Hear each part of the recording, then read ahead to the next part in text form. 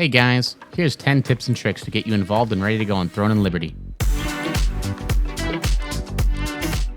How to level up to 1 to 50 the fastest. This is going to be super simplistic. As soon as you get into the game, you're going to launch on the beach in Castleton. You're going to just start doing your main storyline quests, your dark purple quests. These are your light purple quests, which are going to be part of your codex. If you go to codex, they are your adventures. These are going to give you a lot of different crafting materials and upgradable materials throughout the game to improve your character. Exploration.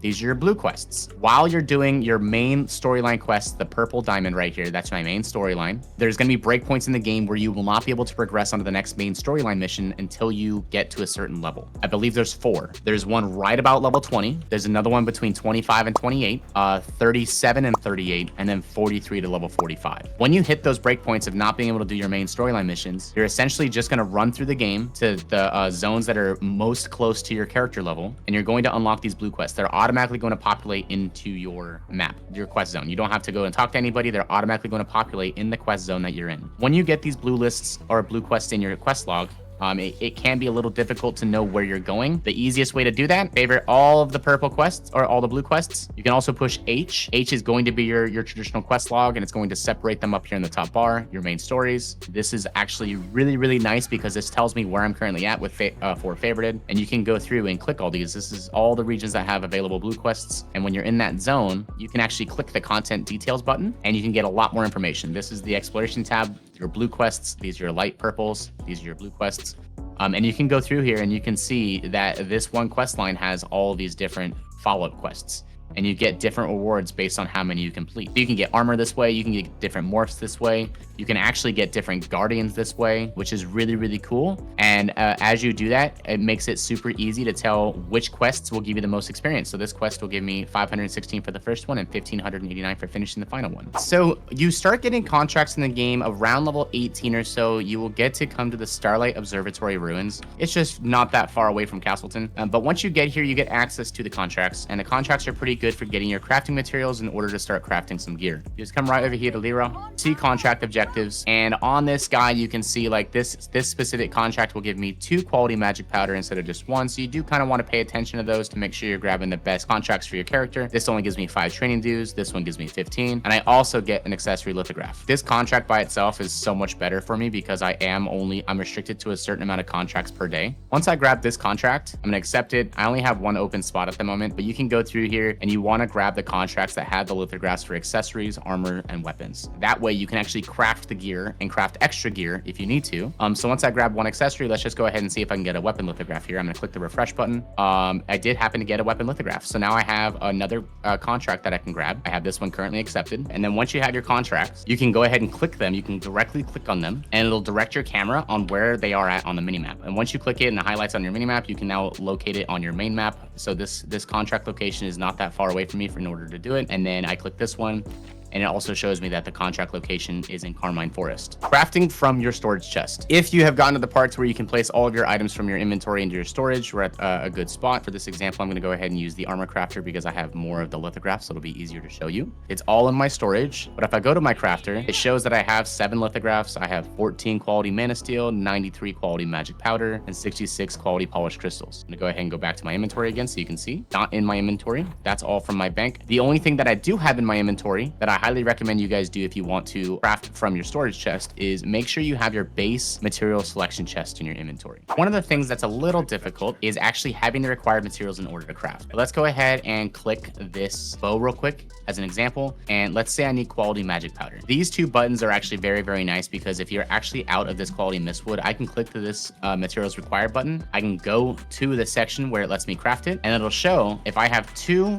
or 3 more wispwood, I can have 5 of these, and I can turn that into one of the qualities. So you can upgrade your base materials and upgrade it into a better material. From green, you can upgrade that into blue. So it's increments of 5. To go from white to green, I need 5 white powder. To get 1 green powder, to go from 1 green powder or 5 green powder to 1 blue powder, I need 5 again. So on and so forth. You can upgrade all of your lower materials, so don't trash your stuff. Make sure you save them and just keep them in your storage because again, you can craft everything from your storage unit. I have the required materials in order to craft this. Let's say I don't have the required materials. I can click mistwood here, left click it to highlight, And now I can click how to acquire this Mistwood.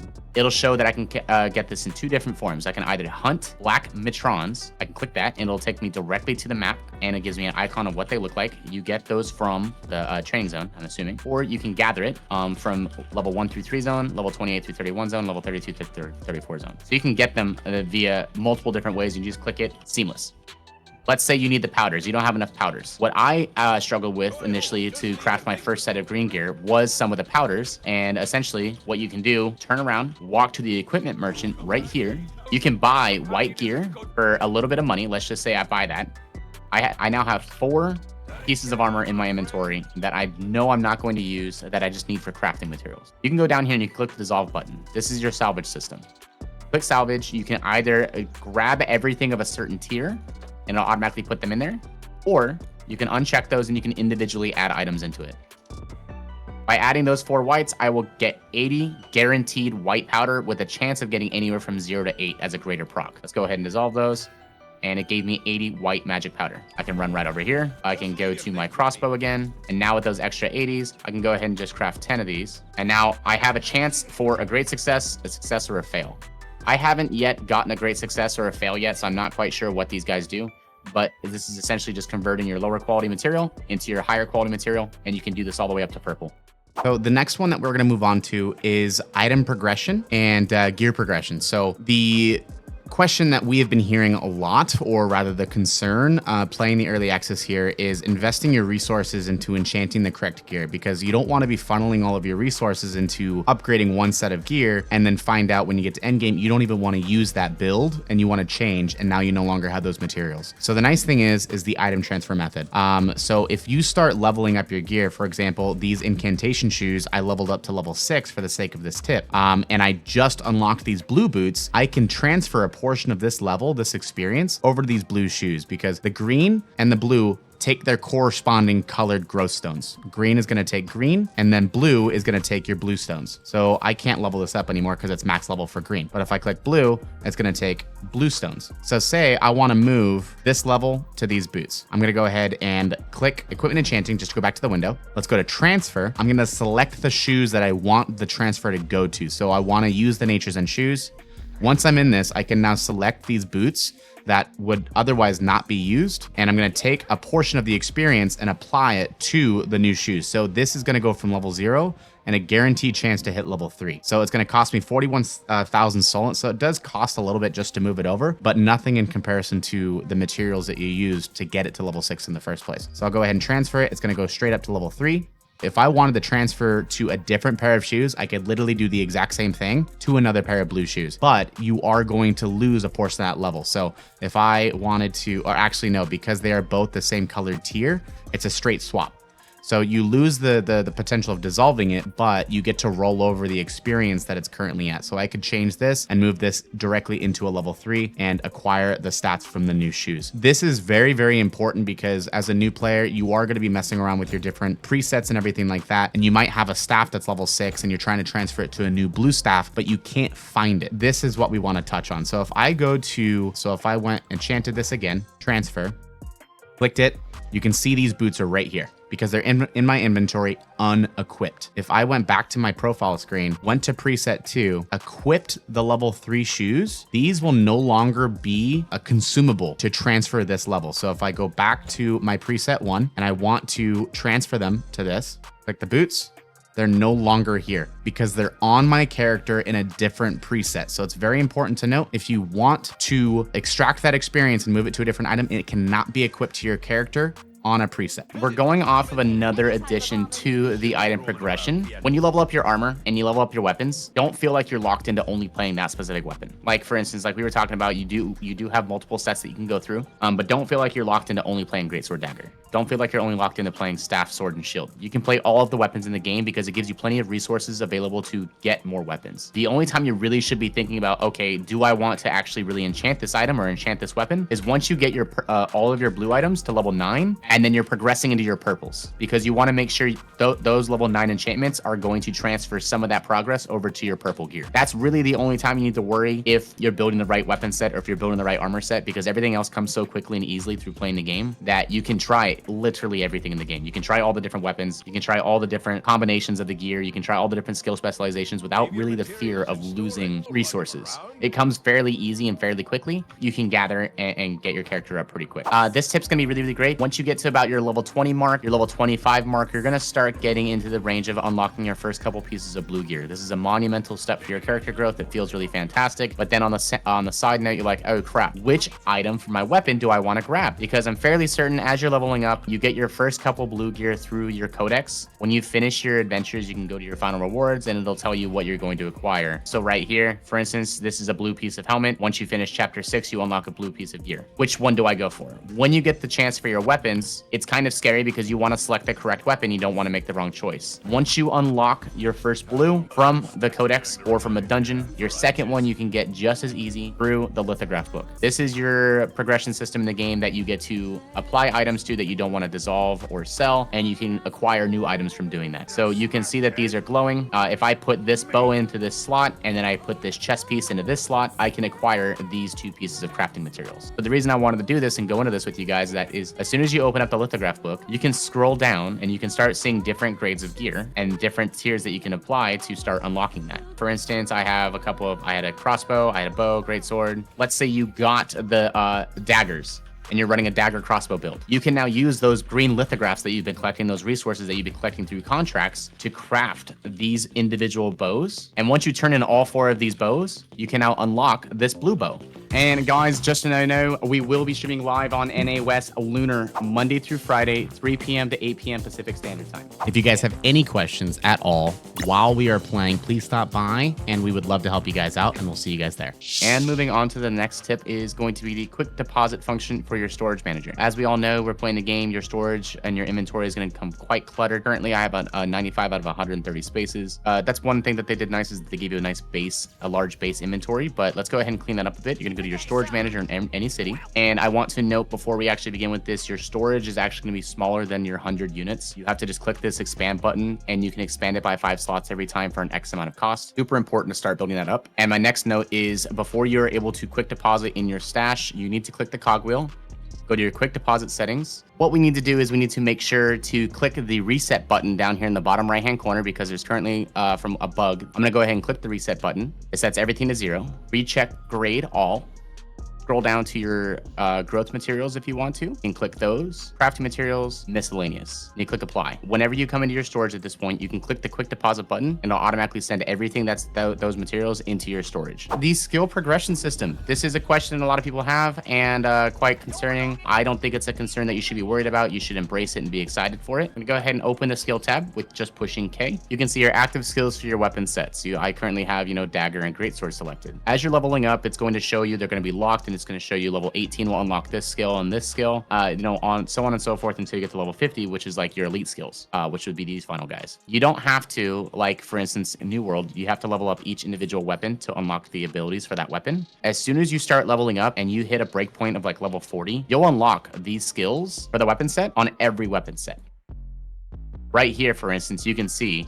Let's actually just take that back so you can actually see it real quick. I have my dagger and greatsword both level 5. I'm level 50. Both my dagger and greatsword are level 5. I haven't even used sword and shield, but I have every ability unlocked for sword and shield because it's a collective. Those unlock as you level up regardless of the weapon set you're using. So if you have an idea of, oh, I don't want to use this weapon because I want to level up this one, that progress transfers. You don't have to worry about losing time. You'll be able to use that weapon set and practice with those skills if you want to, whenever you want to. The only thing is you can level up your abilities. For instance, I have this ability level 3. I can right click it and I can use a quality active skill growth book, which I have 353 to level this up or attempt to level up to 4. I can click this box. It's going to use 3 books to level this up to 4. This ability is now level 4. That used 9 total books because it had to cast 3 different times, but I got it to level 4. Now, if I go back to that sword and shield set, that ability is level 1. It's like, crap, now I don't have the books anymore because I actually leveled up my other abilities. I want to use these skill. You can still transfer that growth. There's items that you can collect throughout the game. They're called skill conversion books. Right click these, and I can right click this skill. I can go to swap. Here's the level up section. I'm just leveled up to 4. I can go to swap up here, and I can convert this level onto a skill of a different weapon set, like that skill that I was just looking at. I can make this skill level 4, make this level 1, take this to level 4 just by using that skill conversion book, which is really nice. You can collect these throughout the game. You can buy them from the store as well, but it's just to give you a little extra security to think, okay, I don't actually have to be locked into one specific build. I can level up abilities for a weapon set that I like, and then if you want to try a different weapon set and you don't have the materials to make that high level as well, you can go ahead and just swap the skill growth over. Once you get to a certain level of the skill, it'll turn to a different tier and you'll require different materials in order to craft it, which is essentially 6. Once I get this ability to 6, it'll turn into a blue ability, and then I'll need blue books to upgrade it at that point. So it becomes more costly the higher level you go.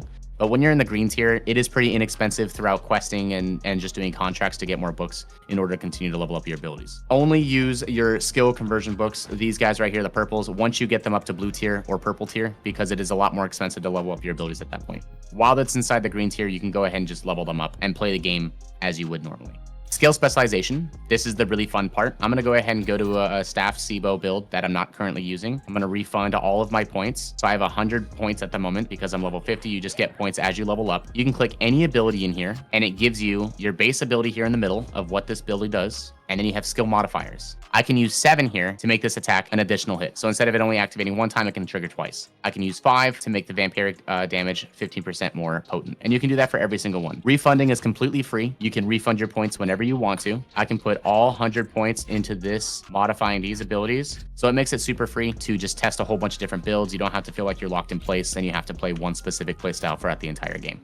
So we are going to be moving on to skill sets as well as item presets. So if we look at skill sets, down here towards the bottom, you have quick slots 1. I have not renamed this yet for the purpose of this video, but we do for each character get 3 standard presets. For example, I'm using a staff and longbow, so I have a preset set right here. I can go to quick slot 3. I can change my weapons from a longbow and staff. I can change this to a dagger, and I can change this to a greatsword. I don't need the items equipped to do this. I can now drag my skills to my bar in any shape or form. So I can just leave those there and then I can go and rename this and call this Dagger GS, right? So now if I want to go back to my bow and staff build for a random PvP event or a dungeon that I'm clearing, I simply just have to click quick slot 1. Everything is preloaded. So you don't have to worry about actually individually dragging each skill off the bar whenever you want to do this. From here, this also ties straight into specialization. So specialization, it is the skills that you modify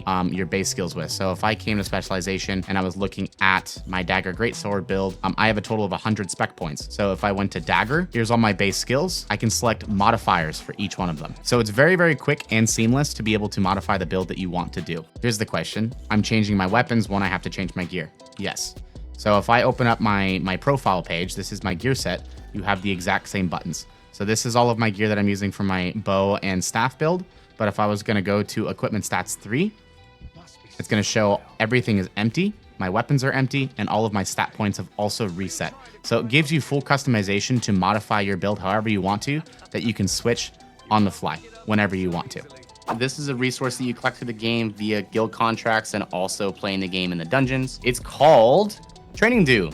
These guys are an expirational resource. They do expire after 24 hours. And essentially what this does is it upgrades the weapon mastery for your current equipped weapons. For instance, right now I am using dagger greatsword. So if I right click this and use 4 of them, it will give me weapon mastery for my greatsword and dagger. If I go ahead and swap my set over and I swap to a staff greatsword, for instance, I'm now using a staff right here. It's level 2. My greatsword is level 5. I can use this training due. Go ahead and right click it. I'm going to go ahead and just use 1 at the moment. And my staff mastery increased to level 3. Because it was a lower level, I didn't have to use all the training due. But now my staff is level 3. My greatsword also got experience, but since it's higher, it didn't get quite as much. And now you can upgrade your staff. Once you click this, you open up another window for more customization for your character and your character build. I tend to like to look at the last item in the tree just to see which one looks more beneficial to my specific playstyle, and I start buffing that one first. So I could definitely just go into here and start upgrading it and get 2 trees. It looks like I already started leveling up my middle tree for cooldown speed, so I'm gonna go ahead and upgrade that guy. And that mastery level 3 went ahead and gave me an additional magic hit chance of plus 20. I can click this button now, and I can refund it for a cost. I get the gold back, but now I can place that spot somewhere else. You have progression, and it costs you a little bit to go backwards if you didn't like your build that you're currently playing with, but don't feel like you're locked into one specific build. You can always change it whenever you want to. And again, that is for your currently equipped weapons. So I'm gonna go ahead and go back in. I'm gonna go to my dagger greatsword set. I am now sitting at level 5 dagger, level 5 greatsword. I'll use my other 3 training dues. I've earned 30,000 points, and now they have increased just slightly. They're a higher level, so it's not going to level up quite as fast, but that is your weapon mastery and your training dues. And we have some honorary mentionable tips that we just wanted to drop in here as well, instead of just adding to the video a little bit longer. When you unlock secret dungeons, you can actually access them anywhere in the game. That is the painting on the tower here. Starlight Observatory, that's the painting. If you click escape and you click secret dungeons, you get access to the list, and I can actually enter it from the city that I'm in. You don't actually have to go back to the painting to access. Another notable mention for a tip is that teleporting is absolutely free until you hit level 30. Do not be afraid to teleport anywhere you want to. And then the last tip that I want to run over before Topher jumps on is the freely modifiable HUD. This is super nice for making it the way that you want to. You can accept HUDs from other people via a code, or you can just customize it completely yourself. Adding on to more of those honorable mentions, I want to just touch on how to add friends, because it's not just a normal friends button. They actually call it relationships. So when you go ahead and open your menu, you're gonna go ahead and just click your friends tab, and you are going to go down to add friend. It is not case sensitive, it is character sensitive. So basically you just need to make sure that you have the correct characters into the name, and you will be able to add said person. Again, it's not case sensitive, so you do not need to worry about capitals. The next thing I want to talk about is your map. So you can go ahead and just freely move your map in here if you want to, by simply just dragging and moving it around. I can zoom in on a certain location if I want to as well. So if I want to zoom in, I can. Otherwise, I can hide the map, which is pretty neato if I just want to run around without the map being present. Or I can click the switch map button, which takes it from this corner mini map to an actual transparent map that appears at the top of your screen if you're used to playing those like action RPG games, you know, like Path of Exile or possibly Diablo. If we go ahead and put that back, I want to touch on a stackable skills. So I have a skill here on my bar. It's called Strafe, which does allow me to use it multiple times in a row. You can simply just hold the skill down. You do not need to keep tapping it in between presses. So if I go ahead and just push it, it's going to highlight with this bar. I can push it again to do it again, or instead I'm going to just hold the skill down and it will use all 3 casts for me. One thing to note, as that bar goes down, if I do use another skill, it doesn't take that away. So I can actually weave in different skills into my bar and use right before it expires to refresh the additional cast. So I'll go ahead and just use that there. I'll use Chain Lightning, as you can see, and it's still active. I just refreshed it one more time. And that is it for our top 10 tips and tricks for all you newcomers to the game. Hopefully it makes the experience a little bit easier for you to get into it. We do happen to have a guild running in the game as well. So if you'd like to jump in, make sure you follow the Twitch channel. Just a reminder, guys, if you have any other questions about something specific in the game, regardless to like guild or, you know, monsters, farming, dungeons, raids, all of that, make sure to leave a comment down below. We'd love to investigate that further, respond to you in the comments, or maybe you guys can tackle that question with us live on the Twitch stream. So thank you again, guys, and we will see you guys next time.